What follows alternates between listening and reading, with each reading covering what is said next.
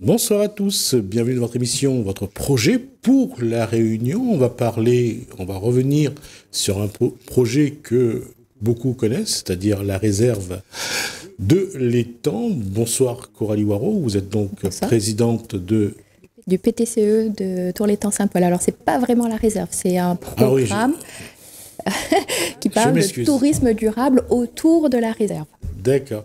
Et Patricia de Bolivier, donc qui est... Moi, je suis chargée de mission pour l'association PEI, Projet Études à Impact, et on travaille avec le PTCE sur un projet, sur une commande du Parc National de la Réunion, dont je vais vous parler. Alors, Parc National. Et donc, le projet du Parc National s'inscrit dans le cadre des Jours de la Nuit, qui est un programme... autour des environnements nocturnes. Il s'agit de favoriser et d'améliorer la connaissance et la préservation de l'environnement nocturne. Dans ce cadre-là, nous avons une commande d'un programme artistique et culturel à l'association PEI. Et un des sites choisis, c'est le site de Saint-Paul, sur 6 sites à La Réunion. Du coup, le site de Saint-Paul devient un site pilote. Alors, on parle de l'étang, là.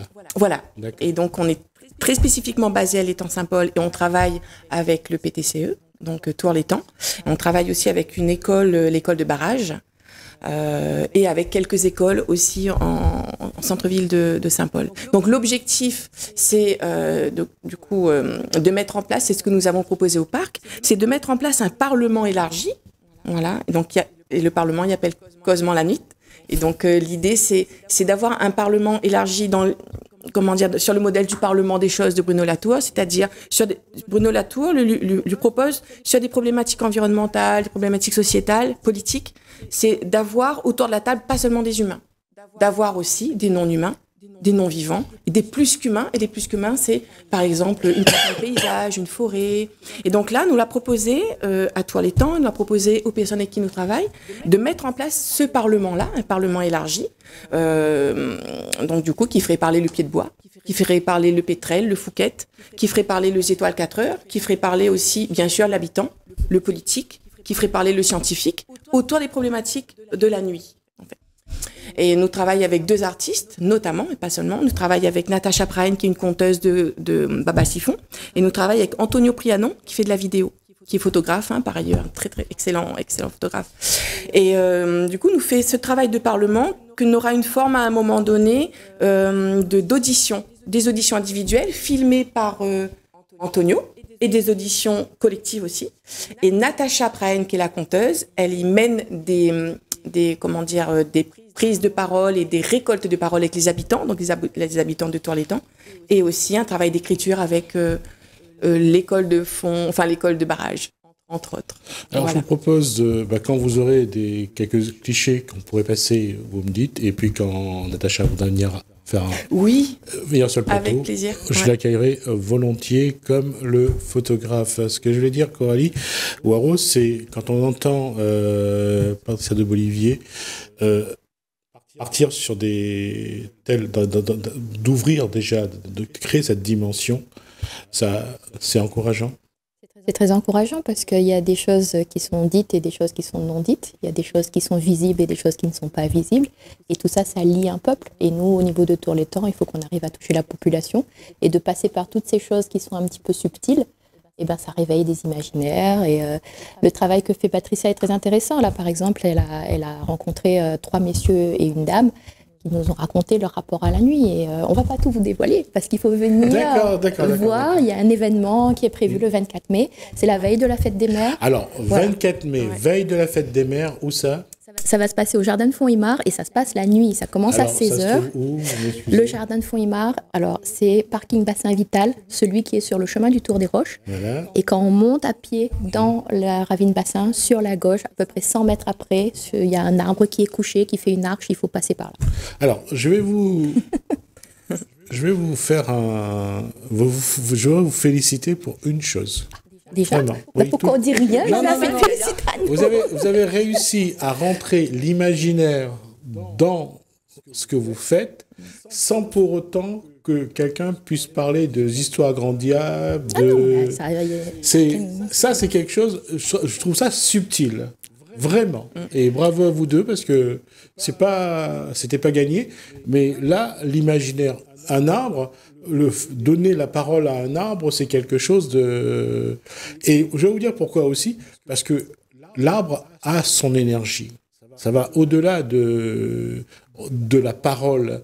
C'est l'arbre a son... Et aujourd'hui, il y a, pour ceux qui vont chercher des reportages, le secret des arbres. Tout ce qui tourne autour de l'arbre. Comment l'arbre communique en forêt. Et ça, c'est quelque chose de très, très fort. Oui. C'est extraordinaire, en fait. Alors, oui, vas-y. Moi, j'étais un peu sceptique quand Patricia est venue me parler. Je me suis dit, aïe, aïe, aïe, comment bon pied de bois, ça causait le bon oiseau, etc. Ok, on peut faire des contes, on peut faire des dessins, etc. Et puis, elle m'a parlé d'une montagne. Tu peux parler de cette montagne qui a été reconnue? C'est ça, il y a eu un reportage récemment, je ne serais pas capable de redire le nom de la montagne, mais donc c'est un volcan qui a eu un statut juridique. Et c'est vrai qu'on est sur des démarches similaires, là, un peu partout dans le monde, où on reconnaît à des portions de paysage, on leur donne un statut juridique, ça leur permet d'ester en justice et d'avoir une personnalité propre.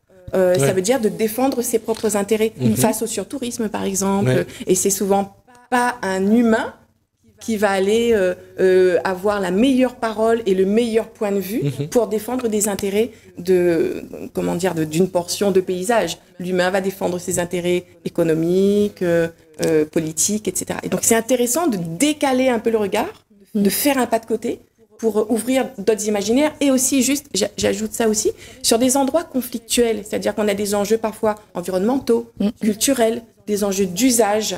La population a besoin d'utiliser, par exemple, d'aller pêcher la nuit et là ne peut pas parce que Nena a des règlements. C'est très intéressant quand Nena a une parole tierce, c'est-à-dire c'est pas les deux personnes en conflit. Là, si c'est le pétrel qui cause, si c'est le pied de bois ou le galet qui cause, peut-être que Nena a une autre manière d'envisager cette relation-là. Et du coup, il ouvre un champ extraordinaire de gestion de conflits, notamment. Je vais continuer là-dessus parce que j'ai entendu l'info il n'y a pas longtemps. C'est apparemment le nombre de papangs a diminué de moitié à La Réunion. Ils veulent ils veulent les compter, ils veulent voir comment ça a évolué. J'allais dire que est-ce qu'on se rend compte à un moment que l'être humain donne à la nature un pouvoir, parce que lui, il n'y arrive plus finalement. Et quand on parle des arbres, c'est pareil. Respecter la forêt, respecter les arbres, respecter la faune. Quand je regarde ce qu'ils font pour le tuit-tuit sur les hauteurs, c'est pour le pétrel, par exemple. C'est énorme que l'être humain, aujourd'hui, donne à la nature le pouvoir sur eux, en plus. L'éclairage de nuit, c'est l'oiseau qui impose ça. Malheureusement, ça vient un peu tard. Oui, je veux dire qu'il aurait fallu qu'on suive les lois de la nature avant de suivre les lois humaines. Et là, petit à petit, qu'on revienne à ça. Moi, je suis très contente parce que hier soir, on a fait un constat qu'il y a énormément de finances qui sont en train de se débloquer en faveur de l'eau et de la biodiversité. Et il est temps qu'on arrive à ça. Et quand on arrive sur un biais culturel comme l'événement qu'on est en train de préparer, c'est très intéressant aussi parce que la poésie, pour moi, la poésie, l'art, tout ça, c'est une façon de transcender ce qui ne va pas et d'en faire quelque chose de beau. Ou c'est plutôt une façon, je dirais, efficace pour intervenir, pour s'exprimer là où on a été en échec à bien des moments parce qu'on n'a pas trouvé la méthodologie pour que la communication se fasse, pour que l'information passe. Et on le voit, et vous êtes assez, j'allais dire, vous avez une grande intelligence pour savoir que la vie, elle est cyclique, et que là, nous rentrons dans un cycle où c'est plus le côté sensible. Émotion, sensible, où là, on va faire attention à la nature, on va faire attention aux choses, on va prendre le temps de regarder et prendre le temps de vivre aussi, parce que si on est en échec, c'est parce que on est toujours à la course, on croit toujours qu'on va réussir, et de voir le parc venir vers les temps, eh ben, tout à l'heure, elle disait qu'on aurait dû le faire avant. Mais jamais trop tard. Voilà. Je vais juste retourner la chose pour dire, parfois, il faut du temps. Il faut que les choses arrivent au moment où elles sont prêtes à être entendues. Oui. Et Oui, là, en ce moment, on voit que d'une manière générale, les gens sont en train d'être sensibilisés. Et tout autour de l'étang, on a une sensibilité particulière parce que ce sont que des gens qui ont vécu avec la nature pendant toute leur enfance. Donc, on ne va pas leur raconter n'importe quoi. Ce ne sont pas des gens qu'on a mis dans des villes et éloignés de cette connexion profonde. Eux, ils ont encore ce lien et c'est important qu'ils deviennent des émissaires pour les autres et qu'ils parlent de tout ça. Et que c'est un peu là, le but, c'est de leur donner cette parole et de leur permettre de diffuser tout ça. Je sais pas. Ils le font avec beaucoup de poésie d'ailleurs. Oui, Ouais.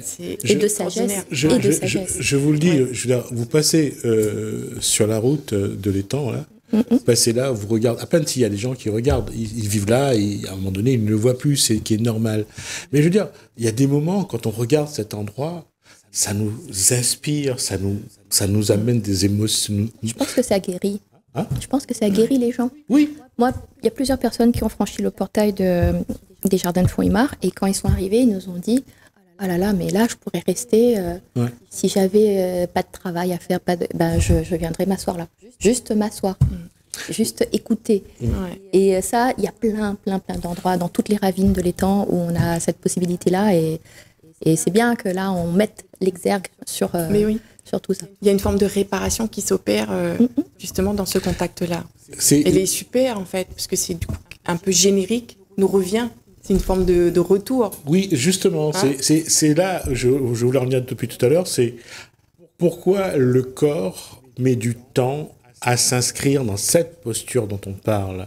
Pourquoi on met du temps à ressentir les choses, d'arriver par exemple au jardin de Fontimar, d'arriver dans une forêt, dans une ravine, de ressentir les choses, d'être vraiment en connexion avec l'environnement.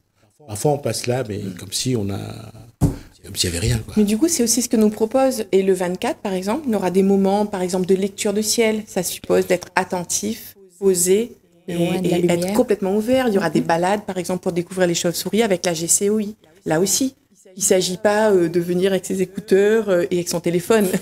Je veux dire, à un moment donné aussi, ça veut dire être dans une écoute et une ouverture. Une connexion. Voilà, une connexion. Donc, nous a proposé tout ça, en fait, y compris des échanges aussi, un rond causé autour de la nuit.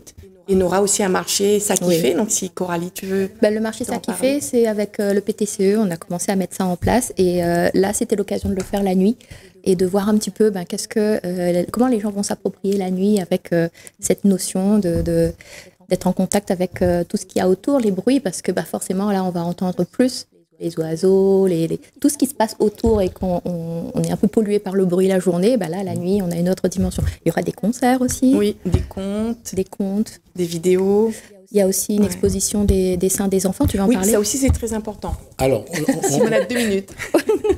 Allez-y. Oui, et en fait, nous a fait travailler les enfants grâce aux associations périscolaires, la PILS notamment, l'association des Filao, donc nous touche plus de 90 marmailles sur Saint-Paul. Et donc, l'idée, c'est de faire un travail à partir des cartes à gratter, donc de portraits, en fait, de bébêtes la nuit ou de pieds de bois la nuit. Et ça sera exposé entre le 20 avril et le 30 avril à la Maison Cerveau. Voilà. Mai, pardon. Merci, c'est pas en avril, c'est en mai. C'est important d'être en équipe. La question, quand on voit votre démarche, j'allais dire que il n'y a rien d'exceptionnel. C'est un retour à soi. C'est un retour à la nature. C'est un retour à ce qu'on est, nous, Réunionnais, qui avons grandi dans cette île remplie de verdure, magnifique. Pourquoi on fait pas ça de manière, j'allais dire, naturelle ? Pourquoi le corps, l'être humain fonctionne ainsi. L'être humain est cyclique, comme la nature d'ailleurs.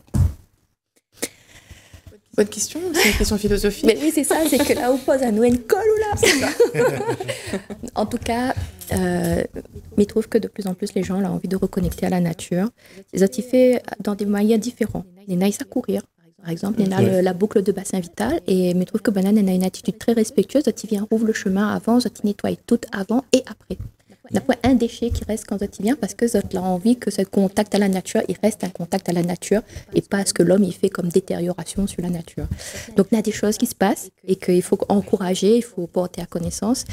Les ravines, nous avons une relation particulière, tout le monde aime bien baigner et pourtant maintenant il est un peu interdit d'aller camper dedans, il est un peu interdit d'aller faire ce que de planter, ils mettent à haut des interdictions de défricher par-ci et tout ça, alors qu'avant toute notre bonne ravine était plantée avec un tas de pieds de bois. Donc il y a énormément de choses comme ça où à un moment on a la législation qui a mis en place des lois parce que ils pensent protéger des endroits.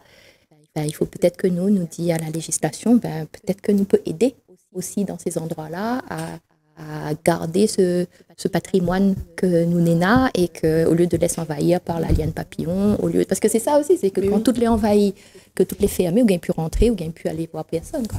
Il est intéressant cette dimension-là, parce que la question c'est, est-ce que protéger c'est mettre sous cloche, ou est-ce que protéger c'est du coup avoir une interaction bénéfique et responsable entre l'humain et la nature. Et du coup, le 24, c'est ce que nous a essayé de proposer, c'est-à-dire nous faire un marché de nuit, nous ça pas mettre des grosses potes. Oui, non, voilà. L'idée c'est justement de réfléchir sur quelle lumière, quel éclairage, et en même temps comment développer des activités économiques tout en respectant l'environnement nocturne. L'idée c'est pas de dire bon c'est la nuit, on arrête tout.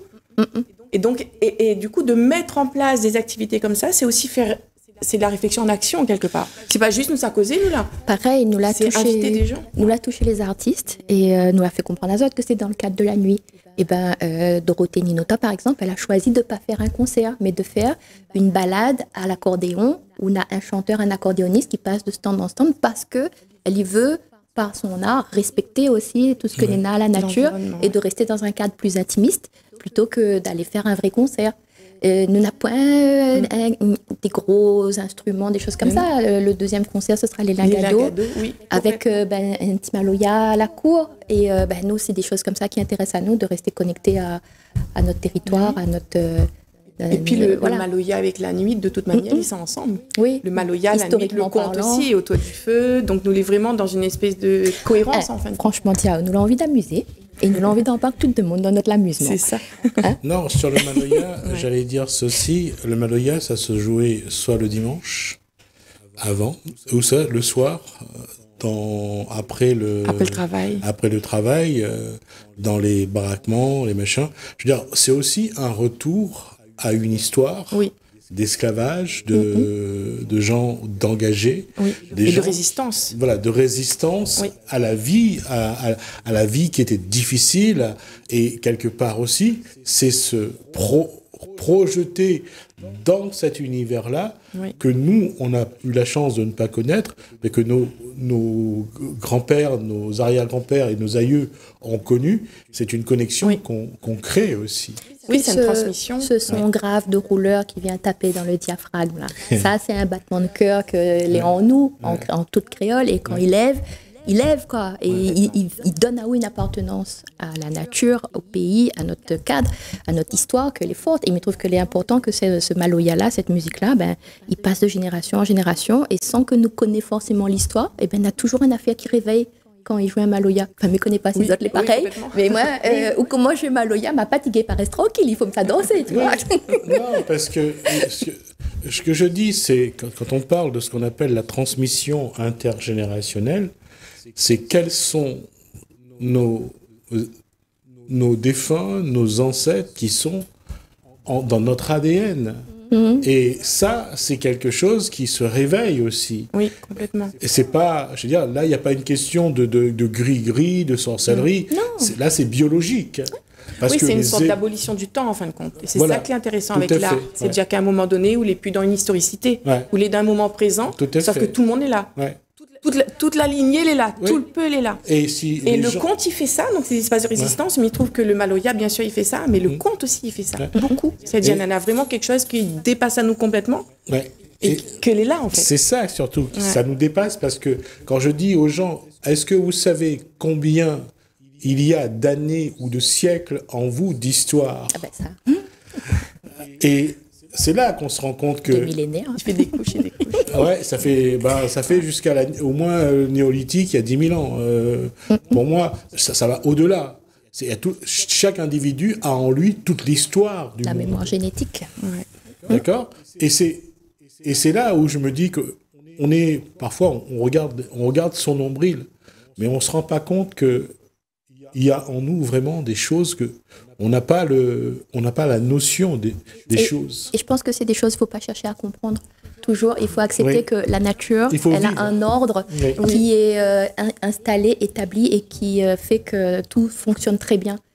Ouais. C'est bien d'essayer de comprendre la nature, mais des fois, il faut aussi dire, c'est s'écouter. C'est comme ça, c'est normal. Pourquoi je dis ça? Parce qu'aujourd'hui, depuis les années 70, quand ils ont commencé à travailler sur le transgénérationnel et l'intergénérationnel, ils ont cherché un moyen de guérir les souffrances du passé. Les fantômes. Tu allais venir à ça. Je t'ai grillé.